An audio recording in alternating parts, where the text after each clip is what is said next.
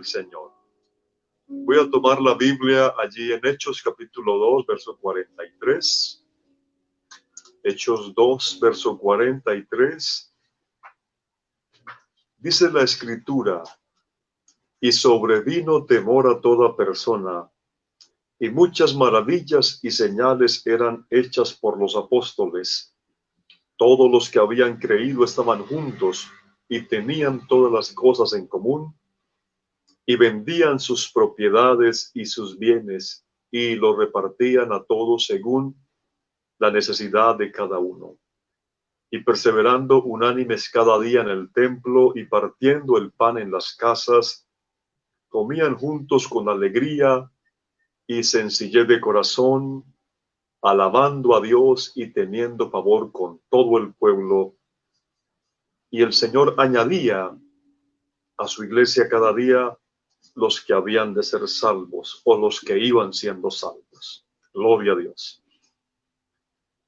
Este grupo de creyentes era el cuerpo de Cristo aquí en la tierra. Ahora, entonces, estaban unánimes, juntos, esperando allí cada día la presencia, la provisión del Señor. Y es muy importante entender entonces que así nace la iglesia. Después de que Pedro predicó ese poderoso mensaje cristocéntrico, 3,000 de los oyentes que ese día estaban en Jerusalén con ocasión de la fiesta judía de Pentecostés, entonces fueron compungidos al punto de que se arrepintieron de sus pecados y fueron bautizados en el glorioso nombre del Señor Jesucristo. La iglesia había comenzado con uno solo, 3 años y medio atrás con Jesús. Luego entonces están los 12. Después hay 70. Antes del Pentecostés ahí estaban los 120. Ahora, al final de la predicación de Pedro, eran aproximadamente 3,120 creyentes. Esos que recibieron la palabra fueron bautizados. Así lo dice. Así que los que recibieron la palabra fueron bautizados, y ese día se añadieron como unos 3,000 personas. Recibir la palabra allí no fue que le regalaron una Biblia a cada uno, porque entre otras cosas no había Biblias en ese tiempo. Y aunque hubiese sido así, el libro como tal no transforma a las personas. El libro como tal no hace ningún efecto. Mucha gente tiene la Biblia, pero aún así viven en pecado. Tienen la Biblia, pero viven lejos de Dios. El punto aquí no es tener la Biblia en la casa, en la biblioteca o en un atril elegante en la sala de la casa, sino que más que la letra física hay que tener el autor de la palabra viva. Cuando dice que recibieron la palabra, entonces se refiere al mensaje predicado por Pedro. Cristo mismo es el verbo de Dios, la palabra viviente. Fue recibida por ellos y así obtuvieron la vida de Dios dentro de ellos. Ante esa predicación cristocéntrica que Pedro les lleva, ellos son compungidos al punto del arrepentimiento.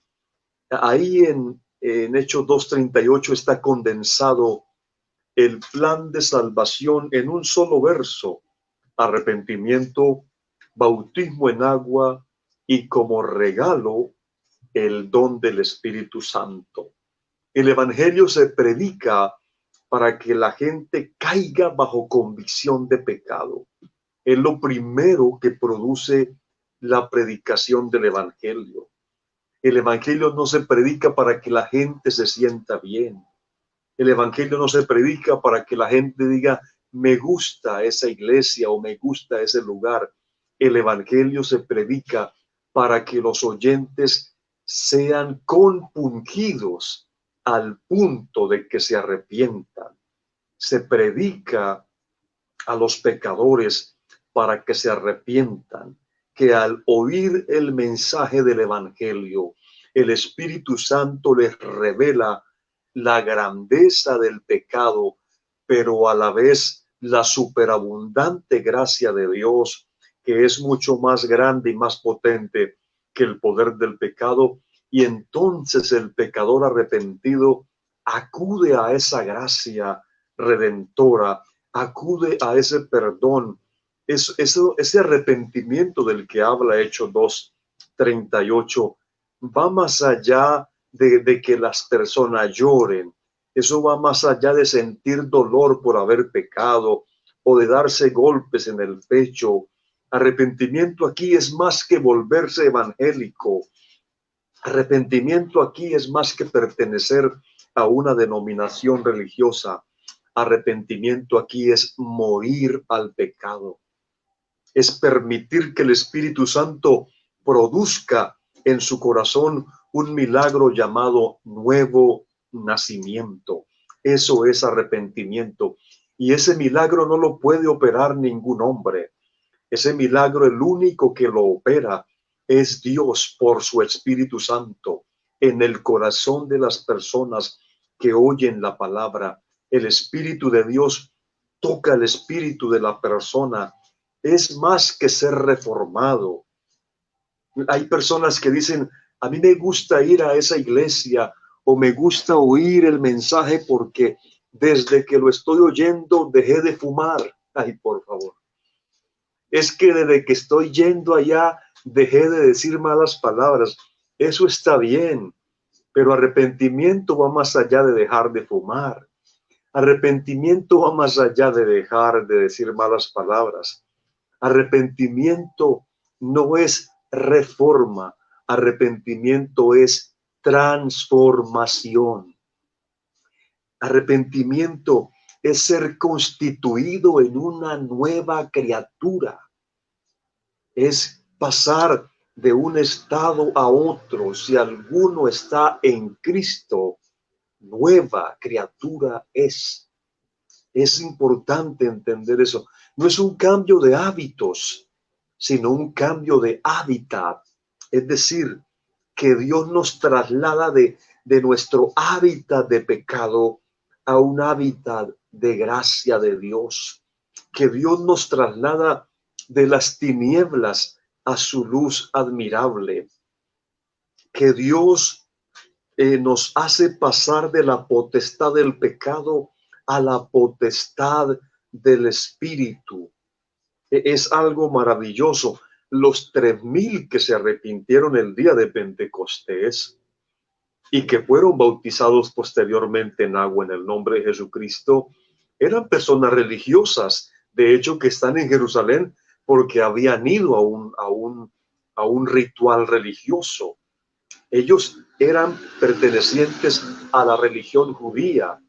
Algunos estaban recién convertidos al judaísmo, se les llamaba prosélitos, y gente piadosa según esa religión judía, pero igual iban a Jerusalén cada año o algunos una vez en la vida para ir al templo allá de Jerusalén y decir, fui a Jerusalén, fui al templo, pero muchos volvían de esa fiesta vacíos, porque ni la religión judía ni ninguna religión tiene el poder de llenar el vacío del corazón de las personas. Ninguna religión tiene el poder de transformar la vida de la gente, de constituirlos en hijos de Dios. Y muchos, por no decir todos, los que estaban en Jerusalén en esa fiesta de Pentecostés, volverían siendo los mismos religiosos. Pero gloria a Dios que el Señor escogió soberanamente ese día que Jerusalén estaba llena de gente de todas las naciones del mundo para llamar la atención con ese estruendo de un viento recio, y todos van al aposento alto y comienzan a mirar a los 120 que están siendo llenos del Espíritu Santo, y en su confusión y su admiración o en su burla, el apóstol Pedro les predica el mensaje y ahora ellos son compungidos al punto del arrepentimiento. Cuando una persona de verdad se ha arrepentido, es una persona que ha muerto al pecado, queda traspasada por la espada del Espíritu, que es la palabra, lo mata, mata al pecador, pero inmediatamente sucede el milagro y esa persona renace, es decir, nace de nuevo en el Espíritu Santo, nace de arriba, eso es arrepentimiento, nace de arriba, la persona es tomada allí en su espíritu. Primero se nace del espíritu, primero se nace de arriba y luego viene el bautismo en agua. Ese es el orden. Arrepentidos y bautícese cada uno de vosotros en el nombre de Jesucristo. Entonces, el arrepentimiento es un milagro interno. Es un milagro que el Espíritu Santo obra en el corazón de la persona y esa persona luego da el paso siguiente, que es un testimonio público de que adentro de ella ha sucedido un milagro llamado nuevo nacimiento y que ahora desea ser bautizada en el nombre de Jesucristo. Y ese día entonces 3,000 religiosos judíos, 3,000 simpatizantes de la religión judía abandonaron sus prácticas, abandonaron sus rituales, abandonaron sus leyes y abrazaron a Cristo, abrazaron la fe de Cristo. Ya no seguían siendo religiosos. No fue que cambiaron de una religión a otra por amor a Dios, no. Es que nacieron de nuevo. Había que sepultar ese viejo hombre simbólicamente y entonces son bautizados. Por eso el bautismo en agua es sinónimo o símbolo de muerte al pecado, sepultura del viejo hombre y resurrección a una nueva vida. Y yo me estoy imaginando esos 3,000 personas quebrantadas. No era un arrepentimiento momentáneo. No es que lloriquearon allá en la predicación, se bautizaron y luego siguieron siendo los mismos pecadores. No, eran personas nuevas. Físicamente tal vez seguían siendo las mismas, pero en su espíritu acaban de nacer y son conducidas al bautismo. Me imagino los 12 apóstoles ahí bautizando. Cantidad de personas en el nombre de Jesucristo. Qué fiesta tan maravillosa. Así nació la iglesia en Jerusalén. Así con la predicación del mensaje cristocéntrico. Ese mensaje produjo compunción, produjo quebrantamiento en el corazón y las personas reciben la palabra, nacen de nuevo y son bautizadas en el nombre de Jesucristo. ¿Ha cambiado Dios ese método? No, señores, no lo ha cambiado. Y ningún hombre puede cambiar el método de Dios. Eso fue lo que Dios estableció el día en que nació la iglesia en Jerusalén. Ese día se pusieron las bases sobre lo que se debe predicar, las bases sobre de quién se debe predicar, las bases sobre lo que debe hacer una persona que se ha arrepentido. Ahí está, se llama los hechos, es decir, la historia de la iglesia. Qué bueno que tú conozcas la historia de la iglesia. La iglesia no nació en Roma. La iglesia no nació en la Meca. La iglesia no nació en otro lugar. La iglesia se gestó en la mente de Dios en la eternidad.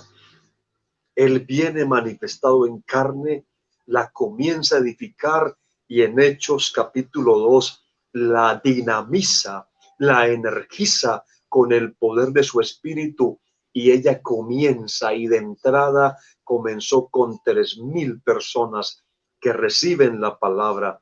Qué fiesta tan maravillosa. Yo hubiese querido estar ahí para haber grabado un video de ese inicio, de ese momento, la iglesia hermosa, 3,000 personas y un poco más están gozándose allí. Y entonces les asegura el apóstol, y Dios les va a conceder un regalo. La salvación es para los que se han arrepentido y bautizado en el nombre de Jesucristo. El que creyere y fuere bautizado será salvo. Pero Dios nos da un regalo. O sea, la salvación conlleva un regalo. Dice el don, la palabra don es regalo. El regalo del Espíritu Santo. ¡Qué maravilloso! ¿Quién es el Espíritu Santo? Cristo en el poder de su resurrección, habitando en nuestros corazones. Esas personas que fueron bautizadas allí, esos 3,000, habían visto cómo los 120 fueron llenos del Espíritu Santo. Ellos oyeron aquella ráfaga de viento, ellos vieron las lenguas como de fuego repartidas, asentadas sobre la cabeza de cada uno de los 120. Ellos los oyeron hablar en lenguas y los vieron llenos del poder. Muchos de ellos se preguntaron, ¿qué es esto? Y muchos de ellos fueron arrepentidos, bautizados, y ahora Pedro les dice, para ustedes también es, gloria a Dios, porque el Espíritu Santo y todos los dones y las capacidades de Dios y la gracia de Dios no es para un grupo élite, no es para un grupo especial de iluminados. No, no, no, no. Todo lo de Dios, toda su gracia es para todos, para todo aquel que quiera, para todo aquel que crea. Esta iglesia predica todo el evangelio a todo el mundo, todo Cristo a todas las personas. Entonces Él les asegura y les dice, miren, eso que nosotros recibimos, ese poder que recibimos, también Dios se los otorgará a ustedes. Le dice, porque para vosotros es la promesa, gloria a Dios. Porque para vosotros, le dice a los que están oyéndole ahí en Pentecostés, para vosotros es la promesa. Muy bien, ellos dijeron amén. Y para vuestros hijos, otra vez dijeron amén, porque qué bien, Dios no solamente tiene esto para nosotros, sino para nuestros hijos. Pero luego dice el apóstol, y para los que están lejos. ¿Quiénes estábamos lejos? Nosotros, los gentiles, estábamos lejos, ajenos a los pactos y a la ciudadanía de todo lo que tenía que ver con la gracia de Dios. Estábamos lejos geográficamente. Jerusalén está muy lejos de Colombia. Estábamos lejos espiritualmente, muertos en delitos y pecados. Estábamos lejos en el tiempo, eso fue hace más de 2000 años. Pero Dios habló a través de Pedro y dijo, mira, no son solo para ustedes los que están aquí, para sus hijos, sino para los que están lejos. Y yo doy gloria a Dios en esta tarde, que yo estaba lejos, ajeno a todo lo que estaba pasando allá en Jerusalén hace 2000 años. No sabía nada de lo que estaba sucediendo, nada de Cristo. Vivía en pecado lejos de Dios. Ciertamente me justificaba con mi religión que tenía y con mis prácticas, pero aquí Dios se acordó de mí, que estaba lejos. Para los que están lejos, gloria a Dios, tú no estás tan lejos de Dios. A ti te alcanza la gracia del Señor. A ti te alcanza el evangelio. No importa si me estás oyendo al otro lado del mundo. A ti te ha llegado la gracia de Dios. Para los que están lejos, para todos cuantos el Señor nuestro Dios llamare.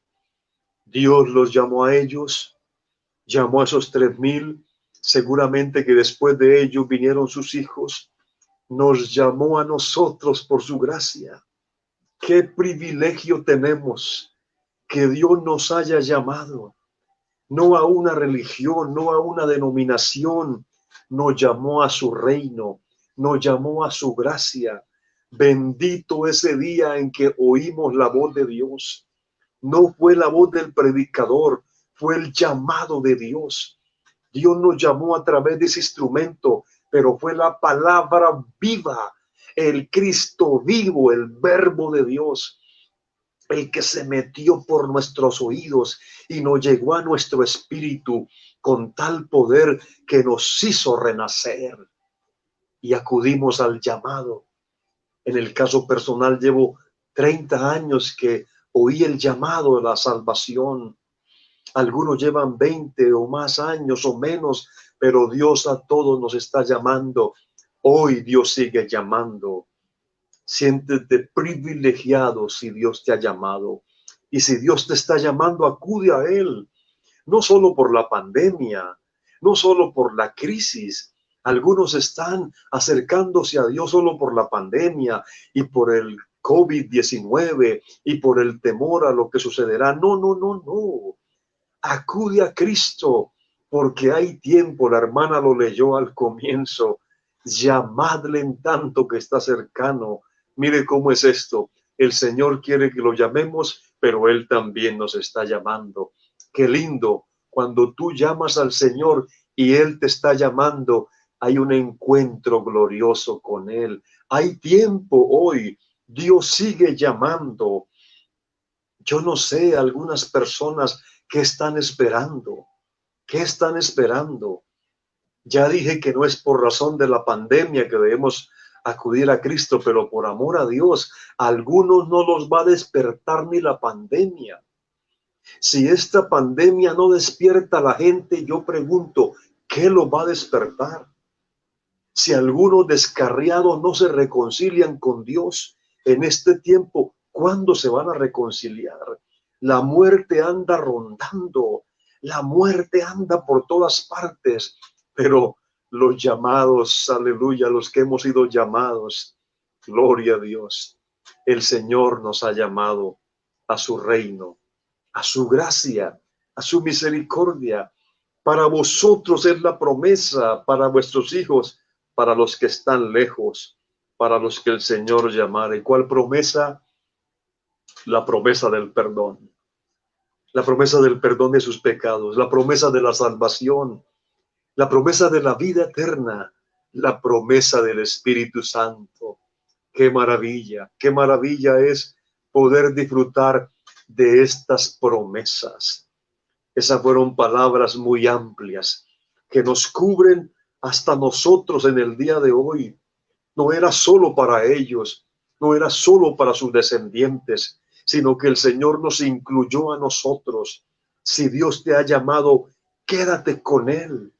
No te alejes, no escuches otras voces, no escuches otro llamado. Escucha la voz de Dios, permanece en Él. Nos ha alcanzado por su gracia, nos ha llamado el Señor. Eres nueva criatura, gózate en Cristo. Eres una persona no reformada, sino transformada, gózate en Cristo. Has nacido de nuevo, gózate en Cristo. Has pasado de muerte a vida, gózate en Cristo. Cristo vive en ti, gózate. Ya tienes su nombre en tu vida, gózate. Tienes el poder del Espíritu Santo, gózate aún más y celebra la salvación. Ahora, después de que han sido bautizados en el nombre de Jesucristo, ¿qué les esperaba a esas personas? El consejo era que perseveraran, que siguieran adelante. Ya habían pasado por el proceso del arrepentimiento, de la conversión, de la llenura del Espíritu. Ahora debían perseverar firmes y constantes, porque vendrían ataques. La iglesia apenas acaba de comenzar allí en Hechos 2. Están llenos de gozo, llenos de alegría, la salvación, una nueva familia en Cristo. Ahora los 3,000 son parte de la familia de Dios, son el cuerpo de Cristo en la tierra. Ahora el consejo es perseveren hasta el fin, sigan aferrados. Vendrían contraataques. Los líderes religiosos de Israel no iban a estar contentos de que 3,000 de sus seguidores ahora son seguidores de Jesús Nazareno. Ahora están proclamando que el que había muerto ha resucitado y vive en ellos. Los líderes judíos no se iban a quedar de brazos cruzados. Las fuerzas del mal también se levantarían como un río en contra de la iglesia, pero la iglesia ya estaba llena del poder de Dios. La iglesia ya había sido capacitada por el poder de Dios. Cristo, su fuerza, su poder, su victoria, ya había venido sobre ellos. Ahora el Señor estaba allí con ellos. Ahora el Señor estaba obrando de una manera poderosa en su vida. Ahora Él estaba allí, no con ellos, sino en ellos. Ahora ellos iban a recordar que el Señor les había dicho que esa iglesia ni las puertas del infierno prevalecerían contra ella, ni las fuerzas del infierno.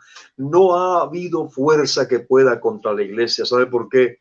Porque el Cristo resucitado vive en nosotros. No es por nuestra fuerza, no es por nuestra astucia, no es por nuestra sabiduría, es por el poder de Dios, por el poder de Dios que habita. Ya Dios había declarado triunfante a la iglesia. Perseveraban en la doctrina, en la comunión, en las oraciones, en el partimiento del pan. Eso abarca la totalidad de la vida de los creyentes de aquel tiempo y también a los creyentes de esta época también. Ellos perseveraban a través de la fuerte oposición. Ellos perseveraron, aunque a algunos eso les significó sufrimiento y hasta muerte, pero perseveraron. Y ellos se han constituido en un ejemplo para nosotros de perseverancia. Ahora nos corresponde a nosotros perseverar hasta el fin en la doctrina de los apóstoles, teniendo como fundamento de nuestra doctrina Cristo mismo. Perseverar en la comunión. Tú dirás, pero pastor, ahora ni nos podemos ver, pero en el Espíritu podemos estar en comunión, en las oraciones, en la ayuda mutua, ser fieles, permitir que el Espíritu Santo siga obrando en nuestros corazones, en nuestra vida, que sea Dios allí capacitándonos. El que los ayudó a ellos nos va a ayudar a nosotros. Somos la continuación de la iglesia del libro de los Hechos. No le quepa la menor duda. Somos la continuación de la iglesia del libro de los Hechos. De esa manera nació la iglesia y sobrevino temor a toda persona ya, y muchas maravillas y señales eran hechas por los apóstoles.